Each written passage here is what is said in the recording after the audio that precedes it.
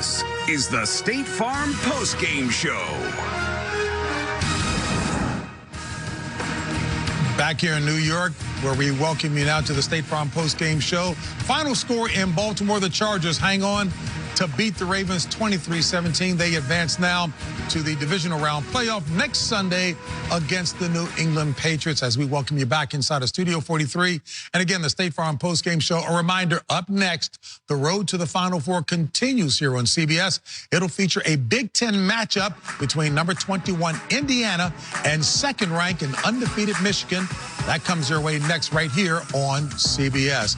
Back here with the full house, Coach Nate Boomer and Phil, as we talk about this matchup. Coach, put it in perspective. Well, I think for Phillip Rivers and the LA Chargers, they came to the East Coast. They've 7-1 on the road, continued to not be swayed by this road thing. And they figured out the second time. The first time a team has played the Baltimore Ravens for the second time, they clearly had a great plan. The turnovers were the difference in this game, that being the 3 that the Baltimore Ravens had. Yeah, they knew exactly where the punches were coming from. That running game that Baltimore used a few weeks ago when they beat the Chargers, they suffocated that. Yeah. And credit to the D-line that got after Lamar Jackson, just sped up that clock. And for rookie quarterbacks, it's already fast in their head. But once they got after the quarterback, this is when the game changed. Well, Melvin Ingram had quite the day. And I was waiting there until 5 minutes ago in the fourth quarter, wondering whether or not John Harbaugh was watching the same game I was watching. He stuck with his young quarterback.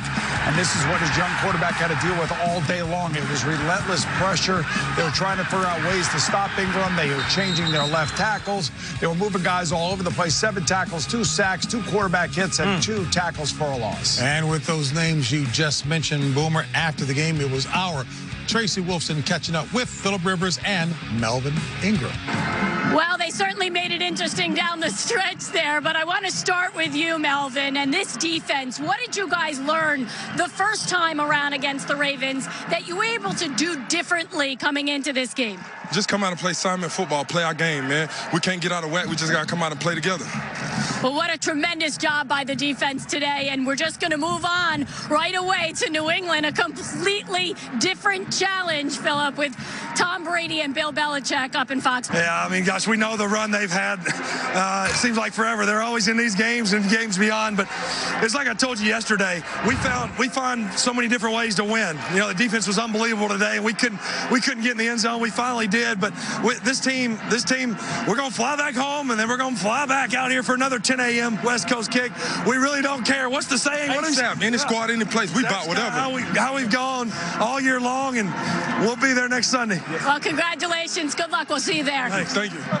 Oh, man, it's always good to win a playoff game, no doubt. When you watch that game, you said it right, Nate. They took their 2 best pass rushers, Joey Bosa, Melvin Ingram. They put them inside on the guards, got one-on-one. They got there every time to Lamar Jackson. And, you know, the Baltimore offense, it showed no imagination today. The game plan didn't alter itself from what they did out in Los Angeles because the Chargers stopped that Baltimore offense really out there for most of the game except the very beginning, and I just didn't see enough changes by the Baltimore coaches. Let's just not take it away from Lamar Jackson. You see the numbers right there, and certainly those numbers were padded a little bit because of the end of the game. But listen, you put this kid in the middle of the season, and you're going to have a limited offense. So, yes, there's development that needs to take place with this kid in this offseason, and that's what the Baltimore Ravens are going to do. They're going to build from here. We're going to see no more Joe Flacco. They're going to move on from that.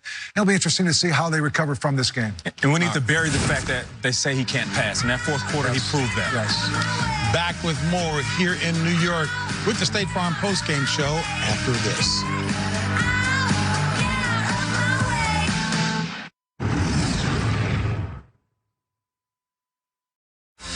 Back here for the State Farm postgame show. As you heard Phillip Rivers mention, the Patriots will be hosting the Chargers. Rivers and the Chargers couldn't do much against the Patriots. That was back in the 07 AFC Championship game, their last meeting in the postseason. Brady threw 2 touchdowns, including 1 to Wes Welker. Yeah, I remember Phillip Rivers had the torn ACL in that game and still played. Danian Tomlinson had the same problem, was unable to play. That's why we were saying, I think, earlier today that this is Phillip's best team. And this is why he needs to go on an Eli Manning-type road run here in the playoffs. Now, he is 0-6. 2-7 against Tom Brady when he plays against Tom Brady as a Patriot quarterback. 2-0 in the postseason for Tom Brady. He knows, I can see his mind thinking, oh, I got to go against Belichick in this defense. And it's going to be a completely different game, as Tracy pointed out. This was a physical, aggressive defense that you played against. The Patriots are 30th in sacks when it comes to the NFL statistics.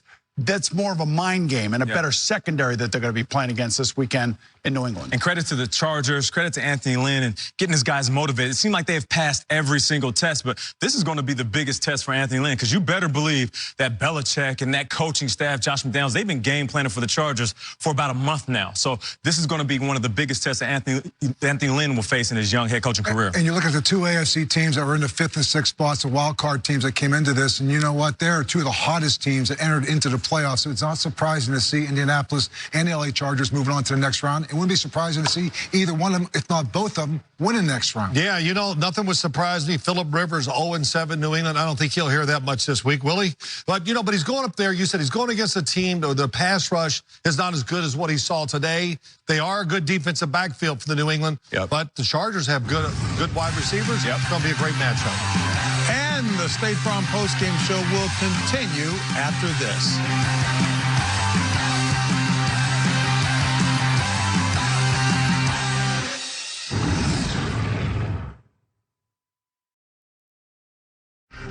Coming up next on Wild Card Weekend in the world of the NFL, it will be, of course, the Philadelphia Eagles at the Chicago Bears. That ought to be a good one, Nate. Yeah, you're right about that. I'm looking at the Chicago Bears. Mitchell Trubisky, first time being in the playoffs. Matt Nagy, first time as a head coach. He needs to help him out on third downs with some creative plays. I'm looking for the mobility of Trubisky to be the difference in this game. Both offensive lines, defensive lines, very good. His movement's going to be the difference. X factor is Tariq Cohen to me, as a guy can catch the ball out of the backfield and return. If Nick Foles plays great in this game, I want to be his agent. I just want to be his agent. $100 million. Oh, man. Well, you know, you might want to be his agent now anyway, though, right? He wants to make sure he's going to make a lot of money before he's their agent.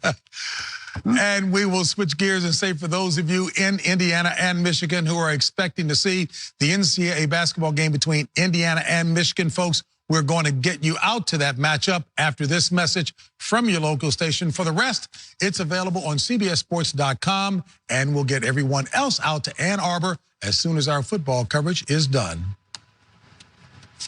So, Boomer, you were talking about wanting to be Nick Foles' agent. I mean, did not folks get enough of it last year and trying to poo-poo his performance because he seems to get it done? Well, you know, big difference is this one is on the road at Soldier Field, and you're going against a mean, fast, quick, ornery defense that gets turnovers, that is in your face.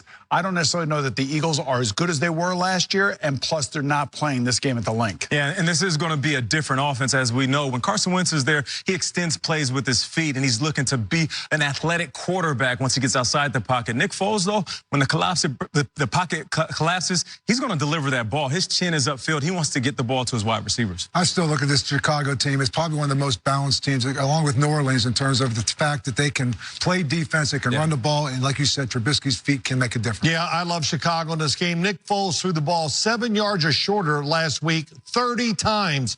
I would hope the Bears are ready for the short passing game. I love the way that you have talked objectively about the progress that Mitchell Trubisky was making all season long. It seems like so many people were stuck in a previous mode and just bashing this young man, and he's been doing No, they still are. They still. And listen, if they lose, it's going to be his fault. That's just a part of being a quarterback, being young, whatever. It started out in a certain way, and it stayed that way. So there's a lot of pressure on Mitchell Trubisky. I love the fact that Andy Reid's got two of his proteges, Matt Nagy and Doug Peterson, went against each other in this game. All right. Folks, we will step aside. Looking forward to seeing you next week as we continue with the postseason here in the NFL right on CBS. For Boomer, Nate, Coach, and Phil, we'll see you next week.